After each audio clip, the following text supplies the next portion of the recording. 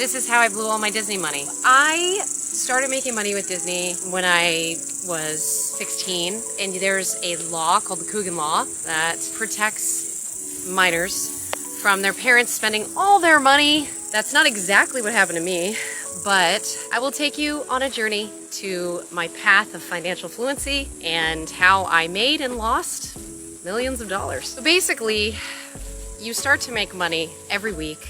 You negotiate at a certain rate for how much you're going to make per episode. Eventually, you get to renegotiate. That's why agents are super important, is because they can help you negotiate higher rates. And even things like residuals, I mean, those are sort of fixed rates, which, by the way, in case you didn't know, residuals reduce by 10% for a 10-course cycle. So assuming my shows were in syndication, and we do that after 65 episodes, and Kim Possible, even Stevens, they were in syndication, so I got residuals for a long time. I really regret not investing my money wisely. I didn't get a house. I didn't take any money and store it away other than the Coogan money. That money I used towards going to college at 18. I left the business and I went into college, and I took a lot of that money and put it towards not having student loan debt. That was smart, sure, except that I left school a year and a half in, and then I had this money at my disposal.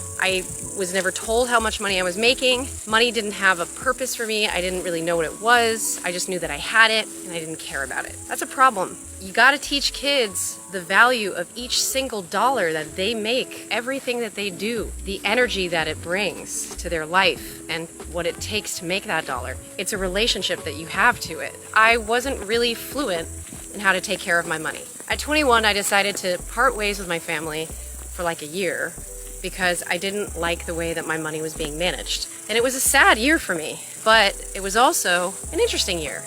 You know, I started to understand that I had a certain amount of money, and that made me feel super confident. So I would go to the stores, I would buy really big ticket items from like Ralph Lauren. So much so that I actually had a friend who worked there and was my personal shopper. Funny how he wasn't my friend when I stopped shopping there. I tried my best to class myself up.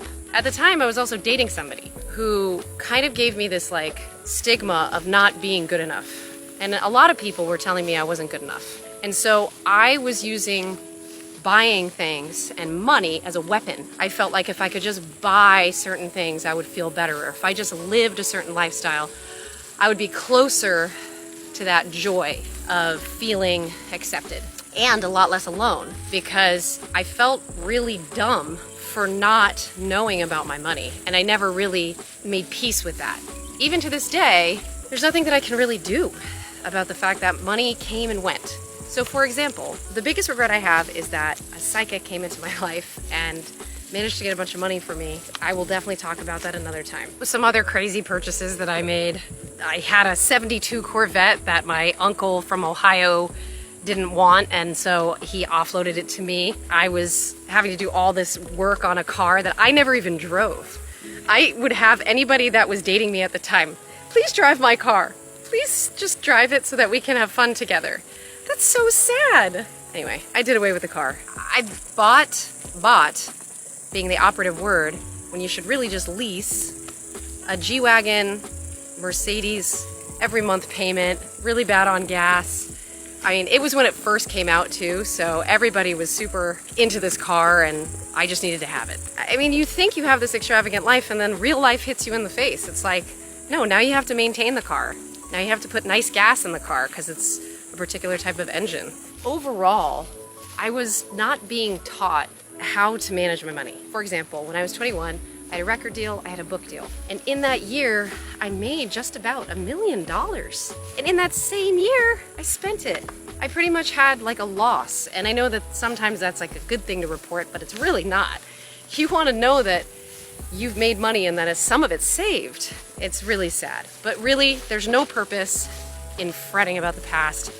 Everything that happens to us has to be a lesson that we can grow from. I went back to school, and I went back to school on a grant so that I could finish my degree finally. And I think I was like 30, and I went back to school another time. But in the process of getting my degree, it was like 12 years long.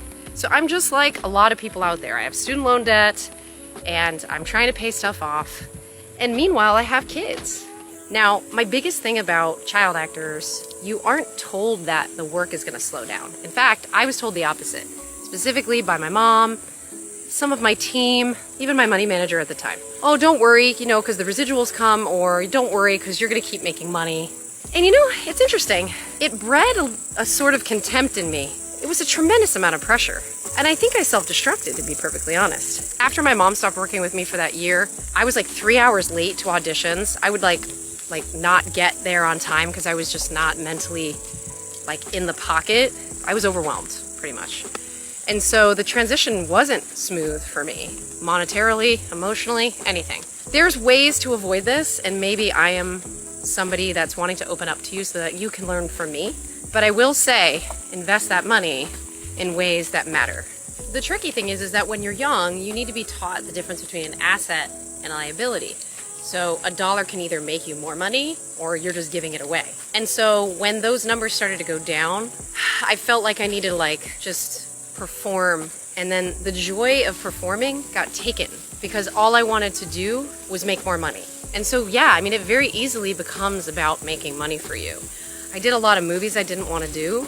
There was a specific movie I actually did that I'm not proud of. And now I've got, you know, 2 daughters. I love them dearly, and I would never, ever want them to go through what I went through. Basically, I did a nude scene. I had never thought in a million years that I would ever do something like this. I was America's sweetheart, morally sound in my mind. Like, I believed in the Disney magic, I still do.